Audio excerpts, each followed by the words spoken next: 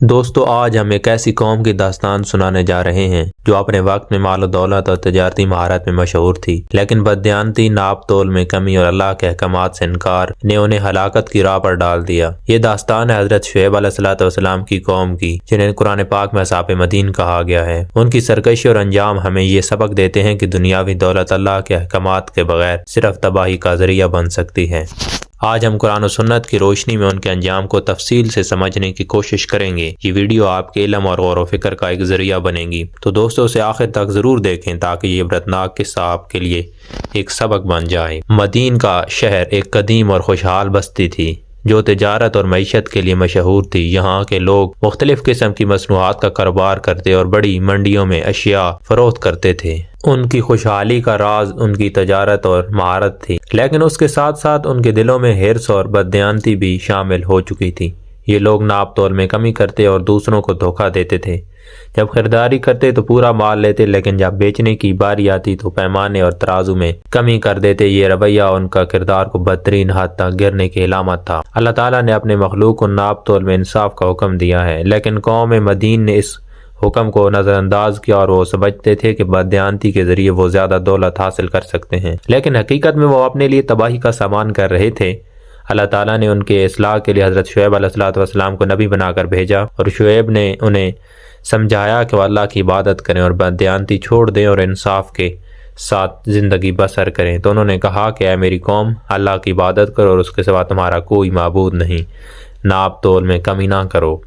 حضرت شعیب علیہ السلام کی قوم نے اپنے قوم کو اللہ کی نعمتوں کی یاد دہانی کرائی، اور انہوں نے کہا کہ اللہ نے تمہیں مال و دولت دی، زمین کی پیداوار دی اور خوشحال زندگی عطا کی۔ تمہیں چاہیے کہ اس پر شکر ادا کرو اور اپنے اعمال درست کرو۔ قوم مدین نے حضرت شعیب علیہ السلام کی باتوں کو سننے سے انکار کر دیا، اور انہوں نے کہا کہ شعیب کی تعلیمات ان کی تجارت اور معیشت کے لیے نقصان دہ ہیں۔ وہ یہ سمجھنے سے قاصر تھے کہ بددیانتی کا انجام ہمیشہ نقصان دہ ہوتا ہے۔ حضرت شعیب علیہ السلام نے ان سے کہا کہ وہ اپنے گناہوں سے توبہ کریں اور اللہ کے راستے پر چلیں۔ انہوں نے کہا کہ اپنی قوم کو گزشتہ قوموں کے انجام سے خبردار کیا۔ انہوں نے کہا کہ اگر تم باز نہ آئے تو تمہیں بھی وہی عذاب دیکھنا پڑے گا جو قوم نوح اور قوم عاد اور قوم سمود نے دیکھا تھا۔ قوم مدین نے حضرت شعیب علیہ السلام کا مذاق اڑایا اور ان پر دباؤ ڈالنے کی کوشش کی، اور انہوں نے کہا کہ اگر شعیب اپنی باتوں سے باز نہ آئے تو انہیں شہر سے نکال دیا جائے گا یا قتل کر دیا جائے گا۔ اللہ تعالیٰ نے حضرت شعیب علیہ السلام کو حکم دیا کہ وہ صبر کرو، اپنی دعوت کو جاری رکھیں، اور شعیب علیہ السلام نے اپنی قوم کو ایک بار پھر اللہ کے عذاب سے خبردار کیا، لیکن وہ اپنی سرکشی پر قائم رہے۔ قوم مدین نے حضرت شعیب علیہ السلام سے معجزے طلب کی اور کہا کہ اگر تم سچے ہو تو تم ہم پر عذاب لے آؤ، اور ان کی سرکشی اور تکبر اللہ کی ناراضگی کو بڑھا رہا تھا۔ اللہ تعالیٰ نے حضرت شعیب علیہ السلام کو حکم دیا کہ وہ اور اس کے پیروکار شہر سے نکل جائیں، کیونکہ اب قوم مدین کے لیے عذاب کا وقت قریب آ چکا تھا۔ پہلا عذاب ایک زلزلے کی صورت میں آیا اور زمین کانپنے لگی اور عمارتیں گرنے لگیں، اور قوم مدین کے لوگ اپنی جگہ کھڑے نہ رہ سکے اور زمین بوس ہو گئے۔ زلزلے کے بعد ان پر چینخ مسلط کی گئی جو اتنی شدید تھی کہ ان کے دلوں کو چیر کر رکھ دیا، اور یہ آواز اتنی خوفناک تھی کہ پوری قوم ہلاک ہو گئی۔